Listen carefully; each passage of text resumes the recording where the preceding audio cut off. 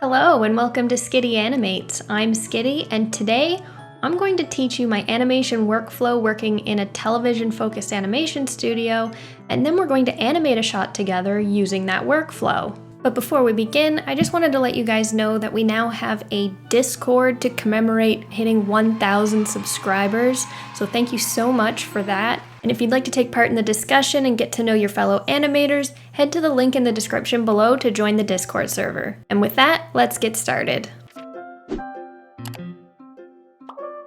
First, I'm going to have to tell you a little bit about my specific studio's pipeline, just so that you understand why this workflow works. Just keep in mind that every studio has their own pipeline, but they're pretty comparable. By the time the animation department gets their hands on an episode, it's already gone through scripting, storyboarding, which a Leica, or as some people call them, an animatic, is created from. It's gone through the build department, which is 3D modeling and texturing. It's gone through rigging, and it's also gone through layout. The layout department essentially takes all of the 3D objects and places them in a shot relative to the camera's position. The layout department is given 1 week for an 11-minute episode. Once the whole episode is finished with the layout, the animation department is given the Leica for acting reference and the layout files to turn them into fully animated shots. The animation department is split up into teams of 5, give or take, and is given 5 weeks to complete an 11-minute episode. It never works out to the perfect number, but to do the straight math, each 11-minute episode has 15,840 frames of animation, which leaves each animator responsible for 3,168 frames to complete in 5 weeks, or 634 frames of polished animation per week. At numbers like these, we obviously aren't looking for feature film quality animation, but I like to think that our workflow is efficient enough that we get pretty darn close considering. This is the part where I tell you I animate using the pose-to-pose method. I animate using the pose-to-pose method. In fact, there are only 2 animators in my entire studio who don't animate with the pose-to-pose method because they're just so good at straightforward animating that it wouldn't make sense for them to make the switch. I can see some of you scratching your heads out there, so here's a quick rundown. Pose-to-pose animation is when you only pose out your key poses, hold them for the duration they'll be in that pose, and leaving Maya to interpret the transition until you can see the bigger picture. The in-betweening and the timing is created after the key poses are set. Straightforward animating is exactly how it sounds. There's a bigger focus on timing and in-betweening from the very beginning, and usually leads to having keys all over the time slider, making it more difficult to tweak your animation after the fact, as opposed to the pose-to-pose method, which keeps the time slider clean, having all keys land on the same frames. Personally, I find that straightforward animating is the better approach for extreme actions like fighting or dance choreography, and I find that pose-to-pose is a better method for pretty much everything else. Back to the pipeline for a second, the 5-week per episode schedule is broken down into 2 major chunks. There's 3 weeks for the blocking phase, and the final 2 weeks is dedicated for the polish phase.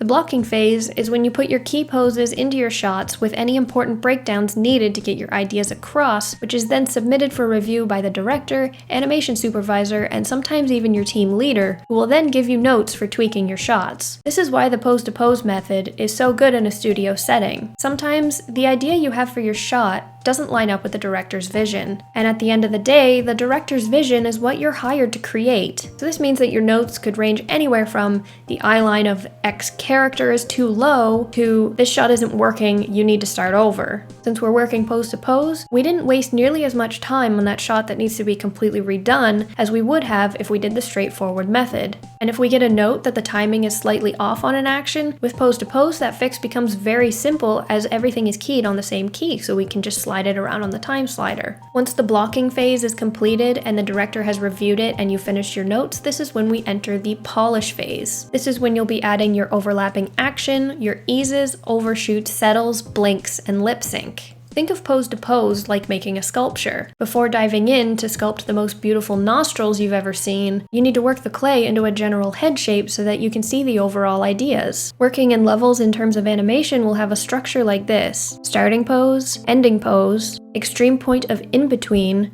antic, breakdown, settle, and extra flare. The extra flare stage is when you go back through your animation and add any secondary that you may have skipped, such as hair and cloth, blinks, and lip sync. Some pose shifts won't even need all of these levels. Sometimes you can get away with starting pose, ending pose, extreme point of in-between, and a settle. It's not only contextual to the shot that you're working in, but also to each transition within that shot. Cutting corners is always the answer when that extra work won't be missed. If you cut corners and then feel like your shot is missing something, it is. Now that we've got all the boring explanation out of the way, let's get animating. The first thing I do when I open any shot is switch the arms from IK to FK because I always do my initial posing in FK, and then I move the feet apart a little bit and also splay them, making sure that the toes don't point directly towards the camera. As you can see here, I'm throwing her glasses away because I don't want them, and then I'm just moving her body around in a general way to try to figure out what type of line of action I want her to have. And when I'm posing, I'm always trying to figure out where is this pose going to end up.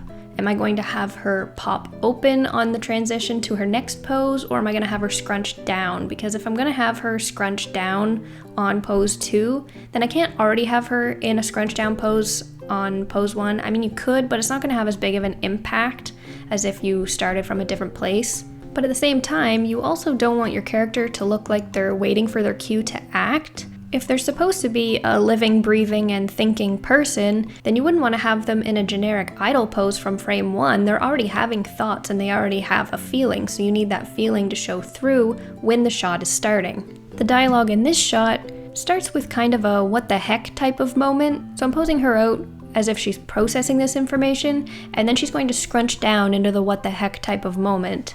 The face is what we look at the most when we're watching an animation, so it's very important to pose this out in your blocking phase.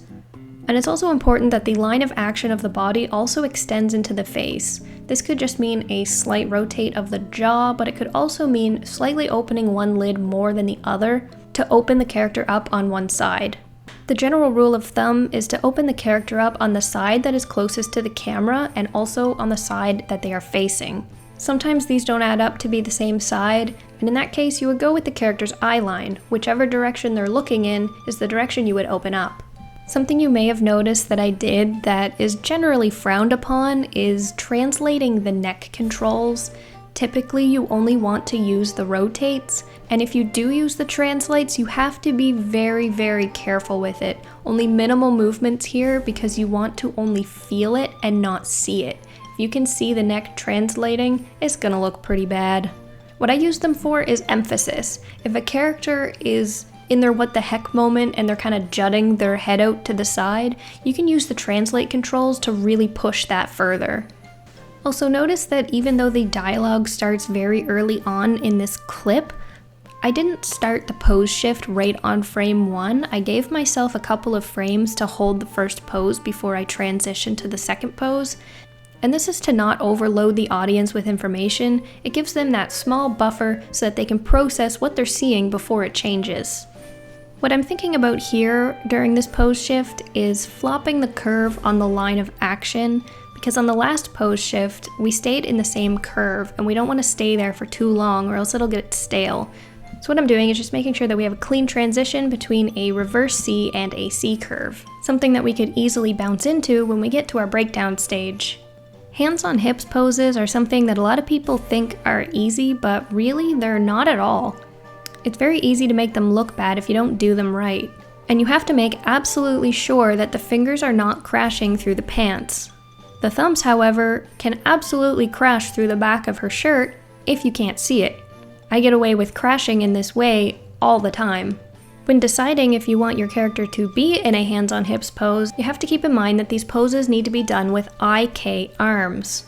If you do them in FK, then every time that the character moves, the hands will shift on the hips, and it will instantly draw the eye there in a negative way. If the rig you are using does not have a follow attribute for the IK arms, then you may also need to constrain the arms to the hips. This means that if you don't have an IK-FK switch tool, you will have to animate a blend between the IK and FK for this pose, and you may also need to animate the blend parent for the constraints. It's definitely something to consider when you're planning out your shot. This is about the point when I realized I don't have an IKFK switch tool in Maya 2019 yet. All of my tools and plugins are still in Maya 2016, and since making the switch, I haven't imported anything over. It's really easy to forget how useful these tools are until you don't have them anymore. So even though most of the posing was done, I had to go back through and repose them as if they were IK arms instead of FK. But that's okay, because switching her over to IK arms frees up her clavicle controls so I can give her a little more attitude in her acting. And at this point, we pretty much have all of the key poses done, so that would be the end of our blocking phase, and we can take a look at what the shot would look like when I would submit it to a director to review. You think you're too cool for school, but I got a news flash for you, Walter Cronkite. You aren't. Bonus points for anyone who can guess in the comments below where this clip is from. Now we get to enter the polish phase and start with the extreme point of in between. I generally like to start by posing this out smack dab in the middle of the pose transition, just to get an idea of how it transitions, and then go back through and shift the timing after. The keyframes in the polish phase can get a little messy, but I try to keep them generally clean. It's okay to shift some keys around if you want, say, the head to start a little bit earlier than the rest of the body or something like that. But if you select all of the controls for your character, you at least want to see the chunks of where each transition is in case you have to move it later. You can see my keys are already getting a little bit messy because I'm adding some head bobs in one section just to emphasize the dialogue. But because we're acting within the pose, you can see that it's still a very identifiable chunk and you can still see where it transitions to the next part of the action. And I'm kind of running out of things to explain because I didn't expect this video to be so long. So for now, just enjoy some relaxing music and I'll chime in when there's something that needs explaining.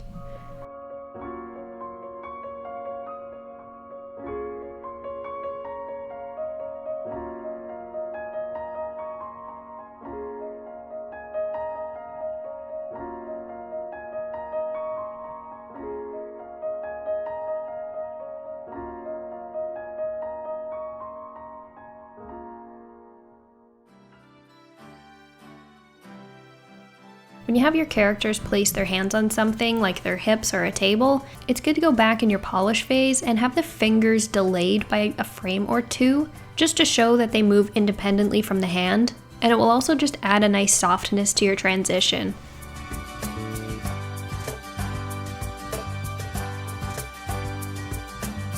Another cheap trick that I use to save time when animating my transitions is to have the character kind of scrunch up their face a little bit on the transition. That way, it can really pop open to the next pose. And once you hit your polish phase, don't be afraid to delete some redundant keys. Like as you can see here, I had the hips keyed when they weren't actually doing anything. So by deleting the extra ones and just leaving one in the middle, I can have an ease in and an ease out done fairly quickly.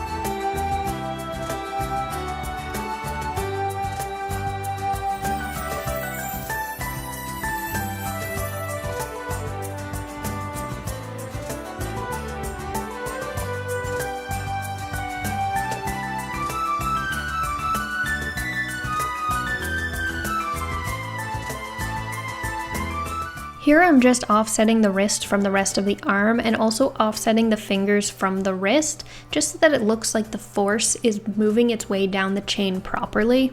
And giving your fingers a little bit of an extra drag can make your arcs look just that much better.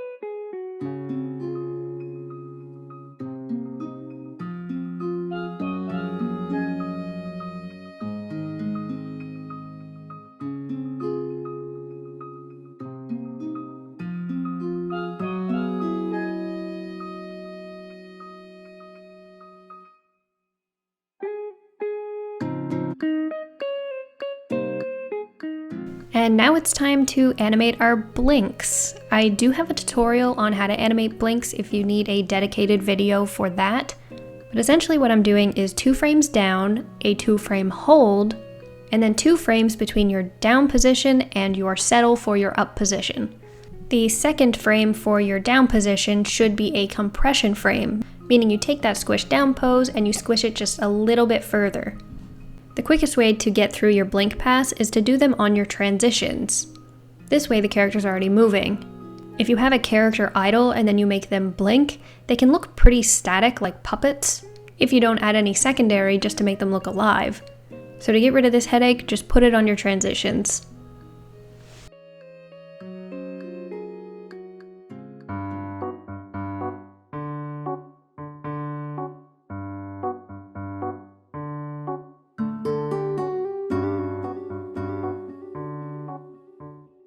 You typically don't want to do this unless you have a very close-up shot of your characters, but what I'm doing right now is a eye dart pass, which is basically just taking the pupil controls and shifting them slightly over 1 frame on the y-axis only. In real life, our eyes are constantly scanning things, so by putting these subtle movements on the character's eyes, it'll just make them look a little bit more alive and believable. They're a powerful acting tool, but just use them in moderation. It is very easy to go overboard with your eye darts. Next, I'm doing a lip sync pass, which I always put on a separate animation layer from the base animation. That way we can just have the basic shapes here, and then we can blend it into the facial posing that we already did in our blocking pass on the base animation layer. Usually I would have generic happy and sad lip sync shapes on a Maya shelf so that I could just paste them in my animation. But again, those are in 2016 and I haven't imported them in here yet, so I have to go through and animate it manually. I'm not going to get too into detail on the lip sync pass itself because I did do a dedicated tutorial on lip sync already, so check that out if you're having any difficulty. But the biggest thing to take away here is to have a new shape on every 2 frames, which at some points could just mean favoring a pose over another. That said, for harsh shapes like an MBP sound or an FV sound, when you transition out of those, it's good to have a 1-frame pop so you really feel the impact of the mouth closing and opening again.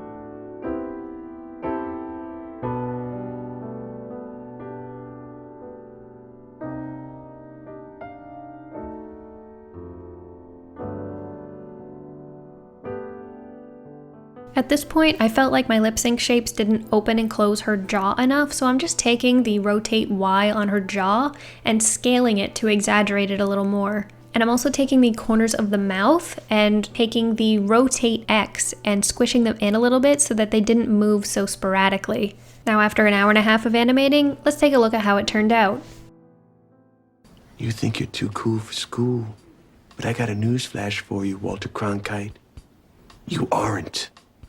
You think you're too cool for school, but I got a newsflash for you, Walter Cronkite. You aren't.